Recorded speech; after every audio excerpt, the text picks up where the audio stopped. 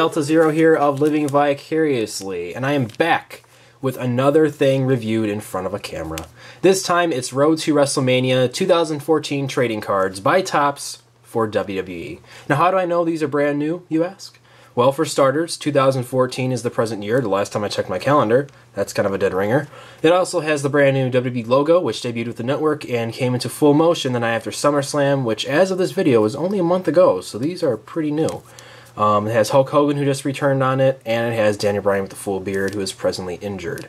So those are all dead ringer giveaways. If you're watching this in the future, though, this won't be new because that's not how time works. See the back, it has the new official licensed product with the new logo, a whole bunch of other stuff. And it comes with apparently 7 cards. Packs with insert may contain 2 or 3 fewer cards. I don't know what that means, but I don't like it. Last time I had a set of WWE cards, I used to work at a video store, and I got like a holographic Natalia, and it scared me. So let's see if we got something else in here. What do we have? Okay. What the blazes is this? Available September 2014. Wherever books are sold. 30 Years of Wrestlemania provides an in-depth coverage of WWE's WrestleMania from its inception to current day. Get exclusive interviews with superstars, never before seen images, and much more. Alright. Oh, that's kind of neat looking.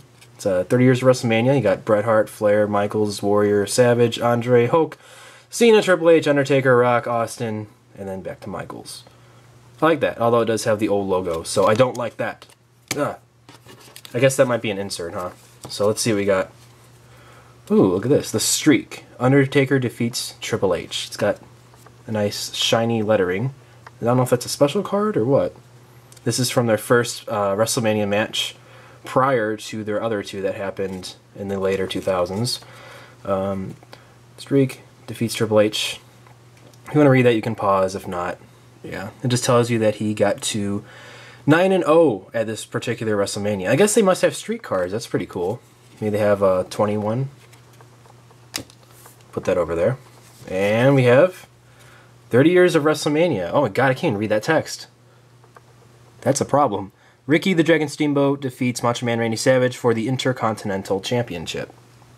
That text is really hard to read. I don't know if it comes across on camera, but the shine is just, I have a light over there and it's just shining on. Kind of a weird image to use for a card. It's not very clear, but yes, that was an excellent match. If you're a younger person or you're like me and you grew up in the later 90s and you weren't around for this pay-per-view, go watch Savage versus Steamboat. It's awesome. Okay. And cool. Ultimate Warrior.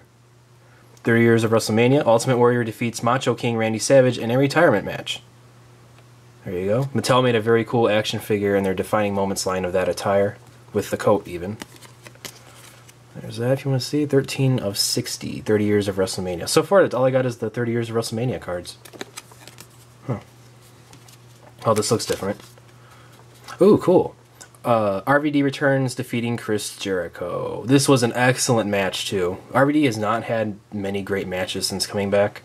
He's kind of been on the lower end of the scale in terms of like big name talent that have come back.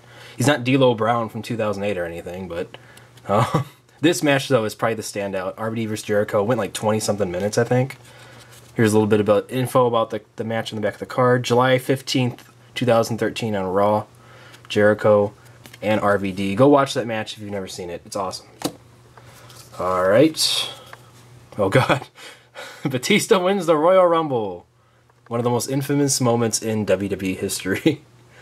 Yeah, that was funny. That whole Batista run. Now, we're talking about 2008 D'Lo Brown uneventful returns. You gotta look at Batista's. Did not go exactly as either party planned. Doesn't mention much about that, though. This is the pay-per-view where, actually, pretty notable, CM Punk walked out after this pay-per-view. It was his very last match for WWE. So that's pretty eventful. And Rey Mysterio got booed to the high heavens for not being Daniel Bryan.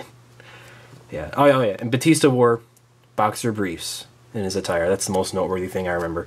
Okay, what do we got next? What the hell? Kane orchestrates an ambush on the Shield. Anything involving Kane past like 2012 is not so good. Just my personal opinion. Oh, actually, this is really new. Look at that, March 21st, 2014. That's when they're setting up the match for WrestleMania, The Shield versus the New Age Outlaws and Kane, which was a cool match because the Shield just decimated them. Talks about... it doesn't mention WrestleMania. But there you go, from SmackDown. And finally... ooh, neat. Triple H, if I can get this in focus. Okay. Triple H makes a grand entrance at WrestleMania 30. April 6, 2014. That was a very cool attire he had on there. The gold skull thing going on. Cool entrance stage and everything. He came out to this when he fought Daniel Bryan in the opener. And they had a really good match, actually, and he lost. Which, props to Triple H for that, because that was very important in getting Daniel Bryan over seriously as a main eventer. Unfortunately, he did get hurt like a month later, but that's besides the point. That was a good match. Good opener for WrestleMania. Definitely up there with one of the better openers they've ever had, so awesome. So yeah, here they all are. Some of the pictures they used for these I don't think are very good. Like, I think they could have used better pictures. You know, I mean, I'm looking at them like right now, and this is a cool one, because he's doing the Van... I don't know if he's doing the Van Daminator or just doing the kick. That's a cool one. Good shot. Triple H off center to the right. Good shot of Warrior. But like some of these are like, you know, here's the back of Kane, and he's like, oh, you can't see that. Here's the back of Kane. He's attacking the Shield, and you can't see Steamboat's face, and I don't know. So, not the best choice of images for the most part, but I like the scale of moments here. You got from like, you know, the 80s all the way up to, geez, a few months ago for some of these. So that's kind of neat. But yeah, you can find these in stores. They only cost me $1.99. I found them at Target, so if you want to get them, there you go. You can check out my other reviews. I do blind bag reviews for like those squinky things and video game related stuff. I got a couple more in the pipeline, so like Legend of Zelda figures that are kind of not rare but hard to find. So check all that stuff out if you're interested. Delta Zero, Living Vicariously, and I'll see you sometime soon.